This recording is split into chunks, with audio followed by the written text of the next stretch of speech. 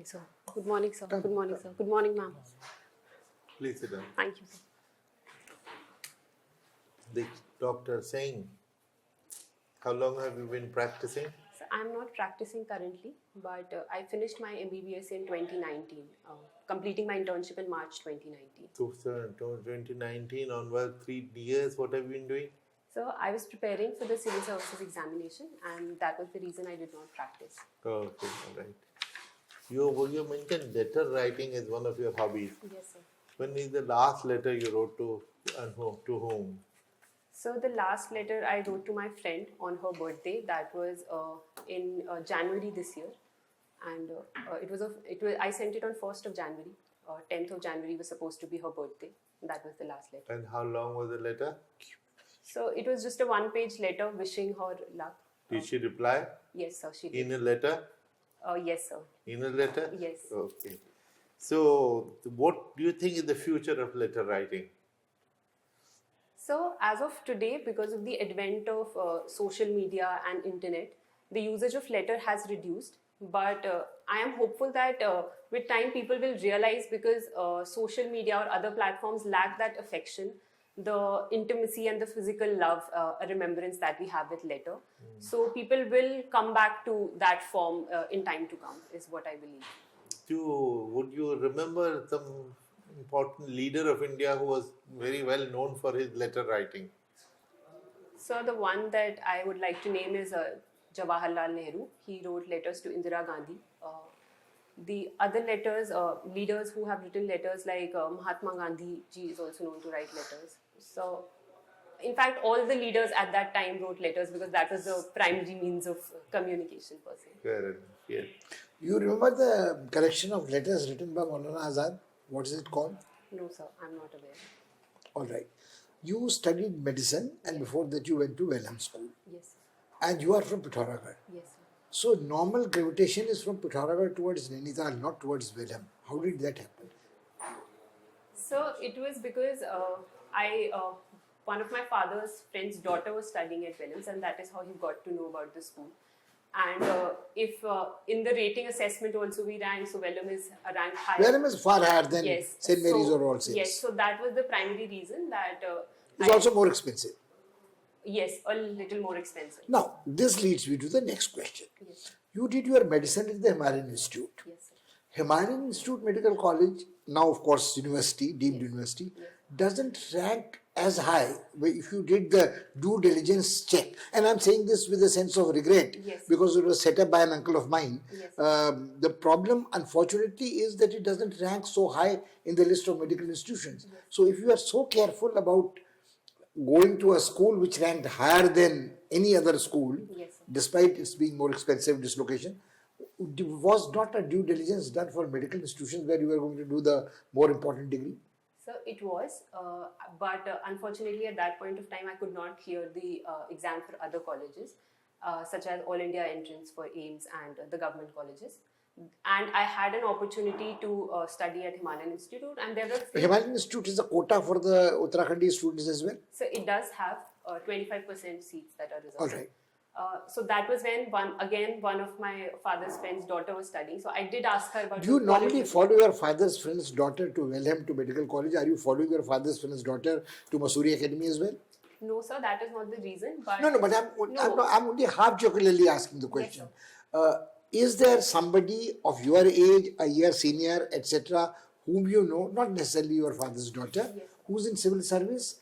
So you have a role model and you think this is a good career? Because for a doctor to migrate after completing an internship to civil service is a choice. And you have devoted 3 years of your life not to super specialization, not to specialization, not to going abroad, but to civil service. So I'm just asking, curious, do you know somebody?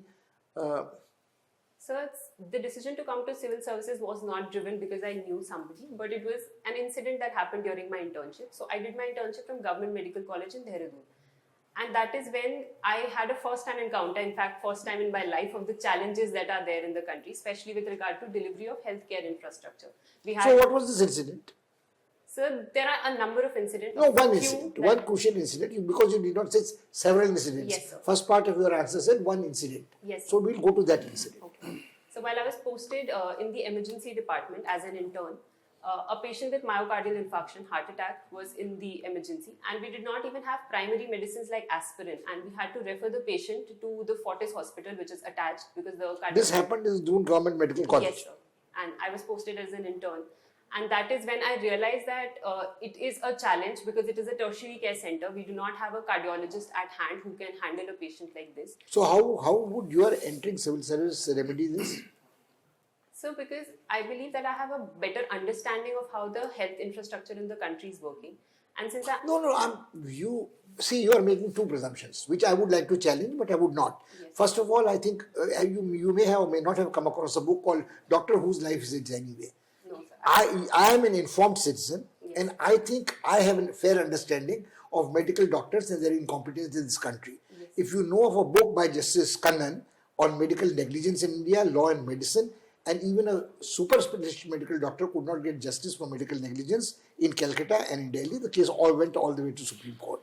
Another health secretary, Keshav Desi Raju, with another former health secretary, has written a voluminous 1,000-page book which goes into this issue. The Medical Council of India has been superseded by Supreme Court and put into watch like the Cricket Control Board. So let's not get into this that a medical doctor fresh out of medical college has better understanding of the medical infrastructure and can make a change. So that monopoly of wisdom, will the doctors' cartels run, is not acceptable to me as an informed citizen. We may have a difference of opinion on this one. Yes. You on the other side, being a doctor, would insist that this is not the case. Yes, sir. My problem is, how does a junior civil servant, right after getting into IAS, with superior knowledge and exclusive monopoly of knowledge of how infrastructure system in this country works, Yes, sir. suddenly make a difference to that at all? That's what I'm asking you to do. Sir, the difference that I can make in the system will be, since I said that I will have a better understanding of the demand, so I can help in recruiting the right resources at the right time, which... But you, for the next how many years in your life, would not be part of the recruiting of the professional purpose. You would probably start as an SDM, you would probably start as a Jilla Panchayat Adhikari, Yes. you will probably work as an ADM development, you will not be doing this work in this specific sector. So that cannot be the prime motivation of shifting from this crucial incidents, life-changing experience into civil service. I'll pass you on to Madam Poonam Dahiya. Right. Diksha, just wanted to know, Malika Region School, was it also a girl-specific No, institution? ma'am, it was a co-ed school. So you have studied in a co-ed school, you have studied particularly in a girl-specific school also. Which you rate better? Ma'am, well, the two schools cannot be compared as such because they have altogether different atmosphere. With regard to the idea of equality that is promoted more in co-ed schools as compared to girls' school, because there is a sort of inhibition when we are studying in a girls' school. We are a little more afraid of how we will interact with the other gender. But with Vellum, I would say that that was taken care of because before we would come out and reach college, we had social interactions with students from other schools. We were a part of a lot of activities. So that aspect was taken care So of. what is the need of having a girl-specific institution in this modern era? Ma'am, I think there's nothing wrong in having girl-specific institutions for the reason that sometimes the environment that is provided, the girls are, they have different sort of needs with regard to their development or their biological needs per se. So if we have an institution that is able to address those needs and empower them at the same time, so I think that is a good concept to have. Well, okay. You must have you read today's newspaper? Yes, ma'am.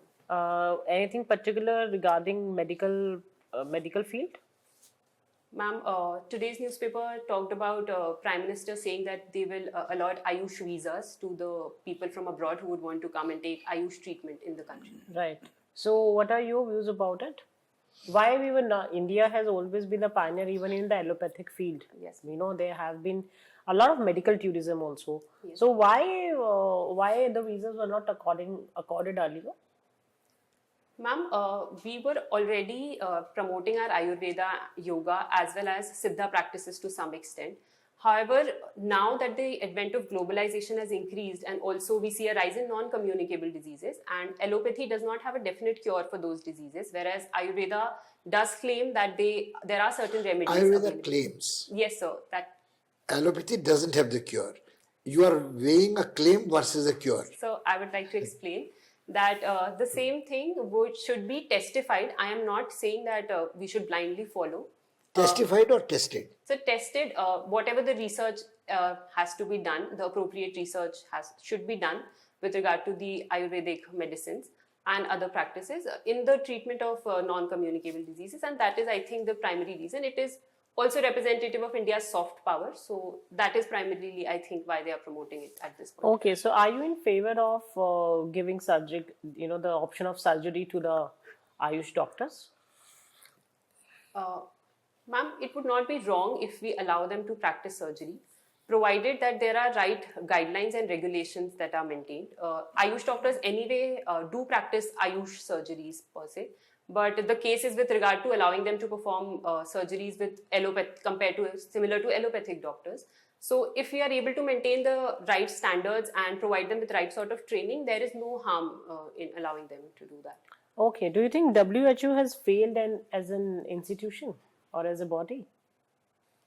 Ma'am, WHO has not been very effective this time in the recent COVID pandemic, but I would not label it as a complete failure because we needed an institution like WHO. The solidarity call to action that WHO announced, and that was when all the countries across the world came together and started donating vaccines or sharing information. We had the COVID patent pool that was that was started sharing information on the virus. So I think we needed a organization like WHO, but it does need certain reforms in the way it is So functioning. list me 3 reforms which you feel WHO should undertake. Ma'am, first reform I would say is with regard to the power that it has. Right now, like we saw in the case of COVID, the investigation power, it was not exercised in a right manner. Second would be an early declaration of the disease, which was again lacking in case of COVID. We started with emergency of international importance and then followed it as a pandemic. Sorry, ma'am, I'm not able to recollect it. Okay. What are your views about what is medical ethics? Ma'am, medical ethics is at the heart of practicing medicine. It is based on 4 main concepts of beneficence, which is maximum benefit to a patient, non-maleficence, that is doing no harm, justice, giving equal justice to the patient, and autonomy, that is allowing the patient also as well as the doctor to choose the right treatment as and when needed. So do you think it is being practiced in India, medical ethics? Ma'am, a majority of doctors are practicing medical ethics. However, there are few cases where we see that there is a negligence on behalf of the doctor fraternity, which should not happen, in my opinion. What are your views about euthanasia? Ma'am, because euthanasia is allowed in conditions where the patient is not able to recover. So I believe it is a right step because also that sometimes there is a lot of suffering that is involved, but it should have an element of patient's will. If a patient... you are getting into normative, it should have. What is the state of the law in India about euthanasia today? Yes, sir. So, the India allows passive euthanasia, which is withdrawal of the support system, whereas we do not allow active euthanasia. Who exercises the decision to withdraw life support system? So, it is by the patient if he has given the consent. But if the patient is in coma, if there is no living consent? So, then by the consultation of the doctors and the family members, this is decided that... All family members take a panchayat? Not all family members, so the immediate family members, the son or the daughter, that is what I'm aware of. How important is emotional component while treating the patients? Ma'am, emotional component is important because as a doctor, we deal with patients across all age groups, right from children to adults. All have a different level of emotion, a different level of understanding. So in that regard, a level of empathy and compassion has to be present while dealing with every patient is what I believe.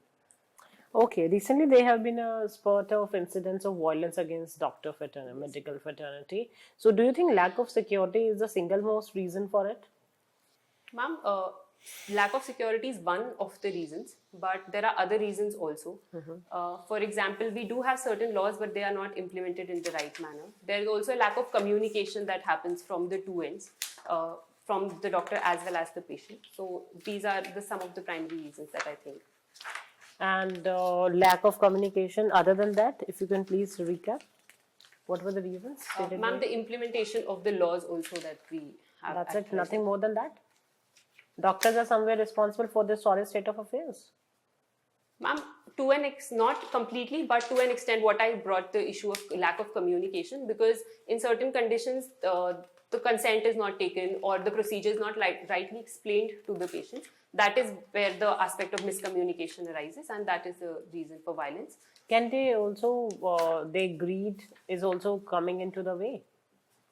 There have been, cases of gross negligence, or there have been cases of gross, prescription of medicines which they are not even, the patient don't even require, but they are prescribing it. So of late, this faith, the trust deficit has come in. Ma'am, yes, to a certain extent this is true, and it has been happening in the country. It is also because the doctors are prescribing unnecessary tests, and also a lot of times because now with the advent of internet, the patients have also started demanding a lot of tests. So it is happening both ways, and this is what is the current state in the country. Okay, my last question to you. You are fond of letter writing. Yes, ma'am. How are you going to revive the Indian Post? Ma'am, right now Indian Post is suffering from certain problems. If I were to specify, like the delay which is witnessed very frequently.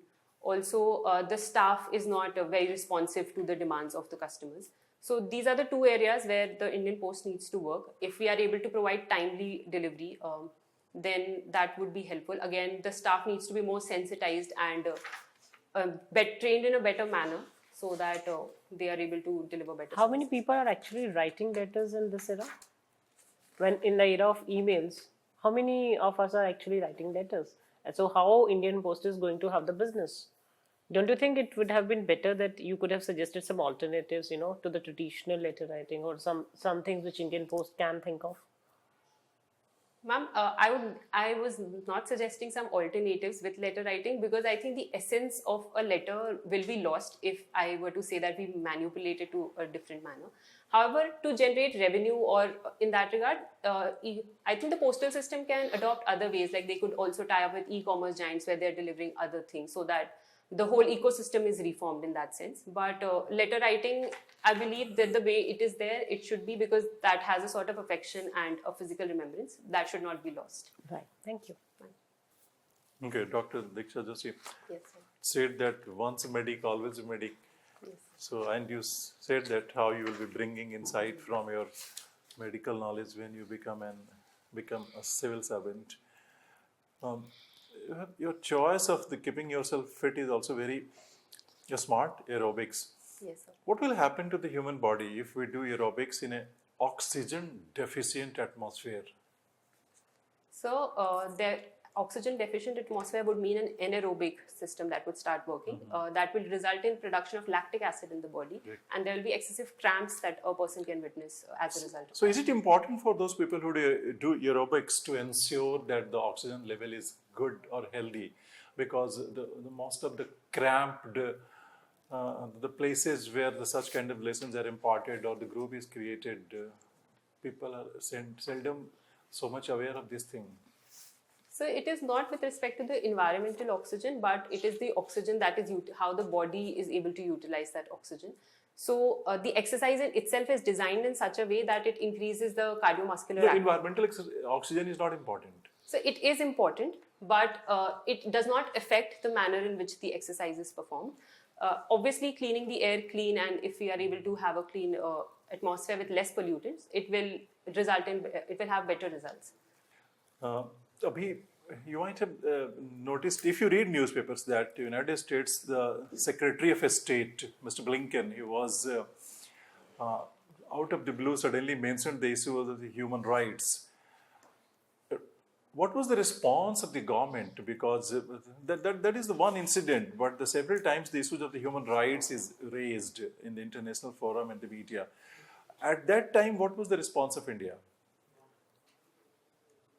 So I'm not aware of what reference are you taking right now, if it is with respect to JN. There was a press conference, it was live, and the Foreign Minister of India was also the part of that conference, and the suddenly US Secretary of State mentioned the concerns that related to the human rights issues in India.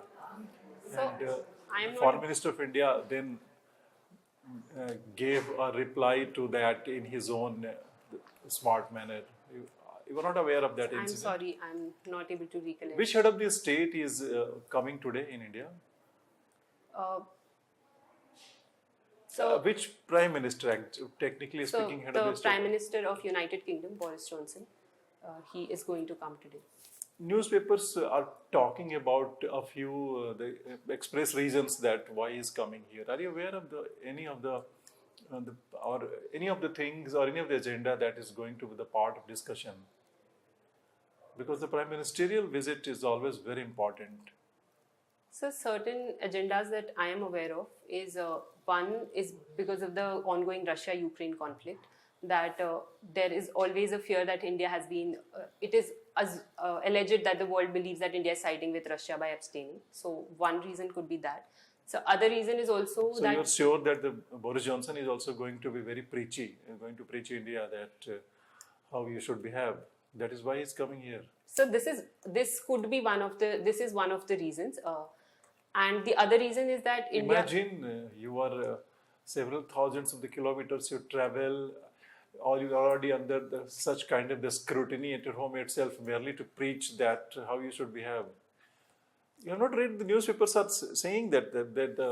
It is not only that, there are other reasons also. It is the India-UK FTA that we are working on. So he's coming for that. There is an investor summit also that is supposed to take place.